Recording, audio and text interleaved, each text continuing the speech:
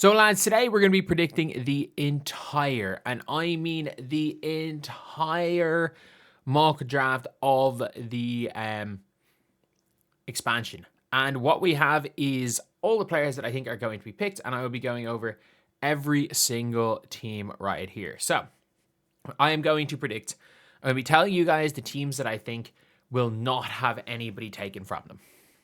And those teams are going to be, I do not believe obviously, the Chicago Sky.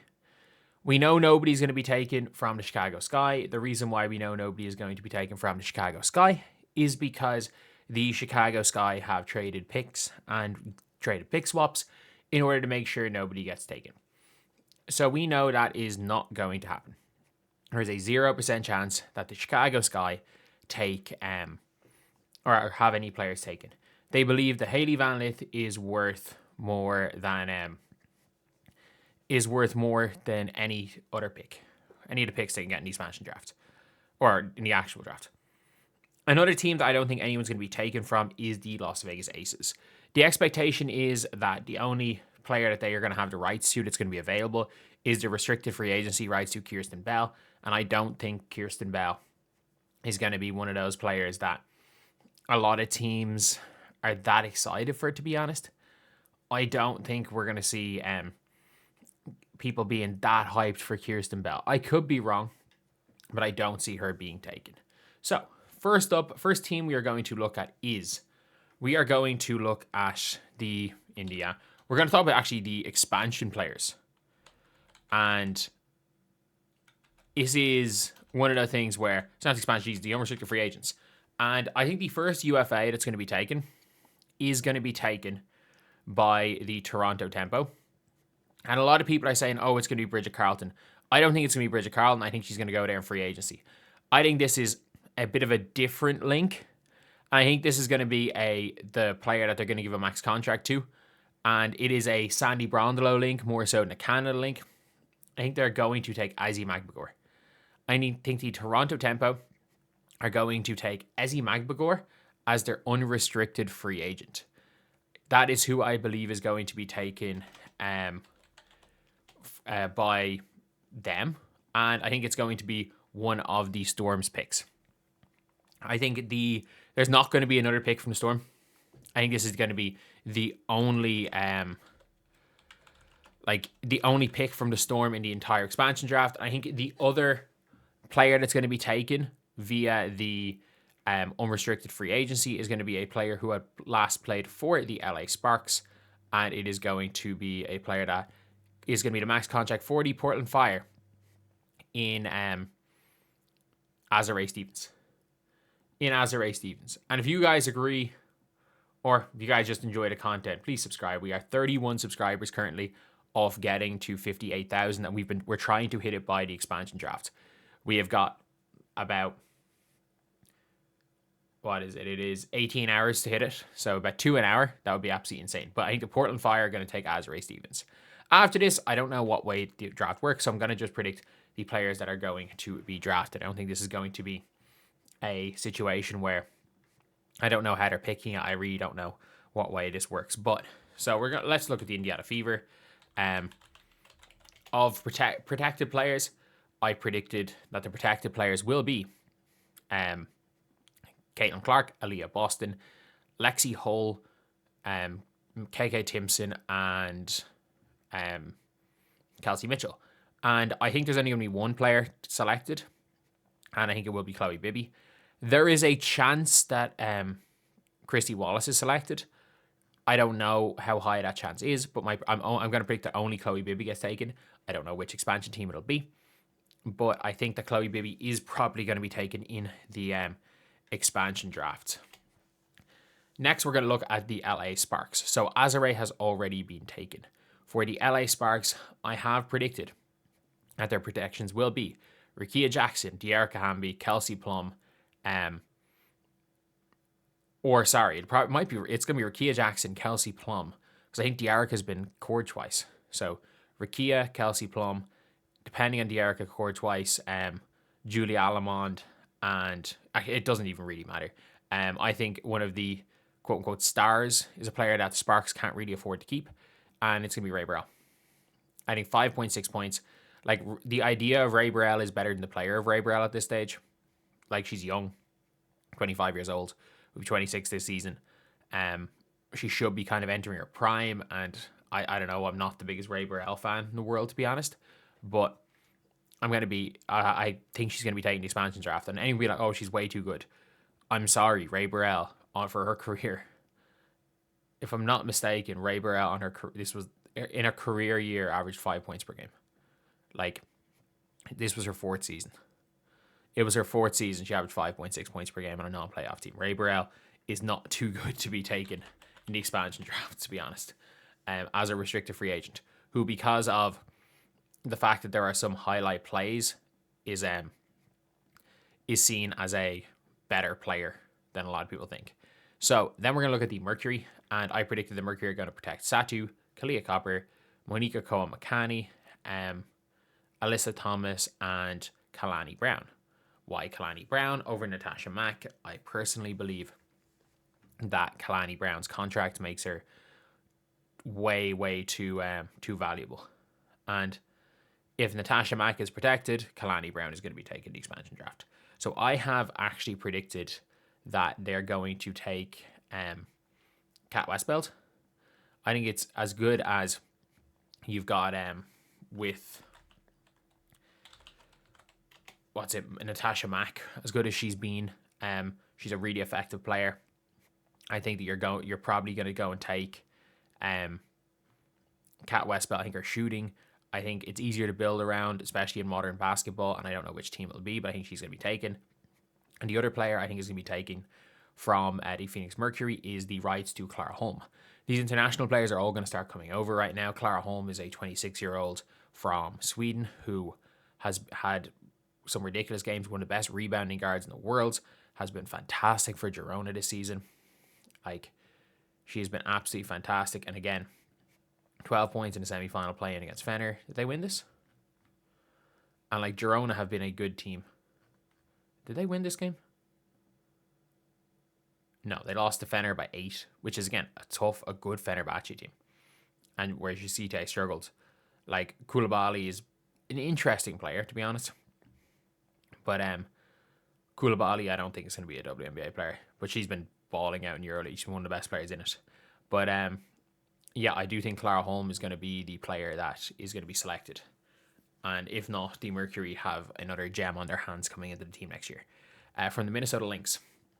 So I didn't predict really anyone too crazy. I think Bridget Carlton's going to be left, but I don't think she's going to be one of the UFAs. I think she's just going to sign for the Tempo. But it's kind of between, I don't think Jalen Sherrod's going to be taken. I don't think Cameron Taylor is going to be taken.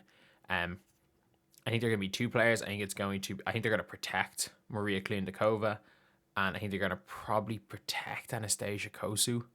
So they're going to protect, not Anastasia Kosu, Jesus. They're going to protect Kliendakova, and they're going to protect Dorka Juhas, who's not there. I think Anastasia Kosu might be there. I think they're going to protect two of the three, and I think only one pick is going to be made from the Lynx, and I think it will probably be Anastasia Kosu. You might be saying she averaged 1.7 points per game, but she's big, she's strong, she's athletic, she plays defense, she's 20 years old, or 20 years old, yeah. She's like still 2 years younger than Olivia Miles. She's 2.5 years younger than Daisy Floyd. Is she as good as those players? No, but she could be really good. She could be really good. From the New York Liberty, I am predicting two players that are going to be, that I think that they have the right, or well, one player that I think is going to be a really interesting, could be like face of the franchise type player. And I think Maureen Johannes, who I think they have the rights to, 7.4 points per game last season. In a system where she's given more free reign, could average 13, 14 points per game. It could just be a really fun player. And yeah, I think one of the teams are going to take her. But the second spot for the New York Liberty, I'm going to give to Raquel Carrera. I think Raquel Carrera is going to be one of those picks in the expansion draft that could be one of the better picks. Like, it's this year's Ileana Rupert pick. So Raquel Carrera was fantastic against Team USA. She's been averaging 10 points per game for Valencia in EuroLeague this year.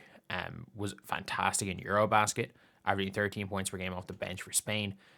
Got into a starting role, 6'3" shooter, rebounds a little bit, smart player. I think Raquel Carrera is probably going to go from the New York Liberty as their two players. Then we're going to look at the Valkyries, and there's absolutely going to be two players minimum that are going to be taken. First of all, there is a possibility Maria Conde is taken, who basically was taken in last year's expansion draft. Most people from the Valks is going to be expansion drafts back to back. And I actually think, regardless of protections, I think Kate Martin's going to be taken. And it's funny because a lot of people are looking at this team, they're like, oh, like Chechi has to be taken, or because I think she's going to cost a lot of money in RFA. Like, I don't think people realize having the rights to Chechi is tough because I don't think she commands that much in I don't think she commands that much as a sign and trade. She's going to cost a lot of money. I think the Valks might get expensive quick, but I do think personally that Kate Martin, 4 points per game, solid role player, will sell jerseys. Happy days. And then I also think this is where Toronto get their Canadian in Letitia Emier. I think she's going to be taken as their Canadian player. I think she's way better than those stats suggest. An effective player, super athletic. Obviously, they have the reserve free agency rights for her. They're going to probably keep her. If I'm the Indiana Fever, I would strongly consider not trading 10 for her, but trading a second round pick for her. Trading that second round pick, I would strongly consider it. Like, I actually do think that Emier is fantastic. I think it's 25 the Fever have. I would trade that pick for her. But yeah, but I do think that she's probably not going to be protected, and the Toronto Tempo are probably going to go and take her. And in the Connecticut Sun, I think there are there's one player that I don't, to be honest, I was going to say Rhea Marshall, but I actually don't think Rhea Marshall is going to be taken. I don't think she's going to be taken, but I do think Helena Puello is going to be taken. I think she's somebody that we saw like in Eurobasket, she averaged 7.8 points per game. Puello, she played well against Team USA from what I remember. She's playing for Zaragoza in EuroLeague this year. How's she getting on? She averaged 10 points per game for a good EuroLeague team. A good shooter, a good all-around wing, and I think the fact they have her rights, it kind of makes a lot of sense. And now we're going to look at the wings. And the wings roster is an interesting one because there are a lot of interesting players here. Like, I actually don't even think Amy Okonkwo is a bad pick, to be honest. I'm looking through this here. I don't think Grace Berger is a terrible pick. She's kind of a decent backup, bad starter. But I think most people are predicting Jesus. Two of Zaza, JJ, and Louisa. I actually think they might take Diamond Miller. Like, I don't know. I think Diamond Miller, there's still kind of, people I think still are going to kind of have the hope with Diamond Miller that she's going to get back to her pre-injury form that made her the number 2 pick in the draft in 2023. There was a lot of things around Diamond Miller. Like, there was a reason why she was in the trade for Dijonais. And then I also think Zaza James. If you protect Louisa, Zaza's going to go. If you protect Zaza, Louisa's going to go. Depending on which of those are going to be protected and not, they're the two obvious ones. They are absolutely the two obvious ones there. Then the Atlanta Dream. I actually don't have. They're not. The two Atlanta Dream players aren't actually Atlanta Dream players. So if you watched quite a lot of the Team USA games, Kubai from Italy, who I thought was fantastic. Kubai averaged 8.4 points per game, looks really good against America. 6 rebounds, 2.5 assists. I think Kubai is an interesting player, good height, good touch, can shoot the 3 ball a little bit, and is quite an interesting player to take, more interesting than Maya Caldwell. And then I also think that Isabel Borles, who they have the rights to, as far as I'm aware, I think they have the rights to Isabel Borles. They could take Puach. So where was she drafted? Yeah, she was drafted by the Dream in the second round.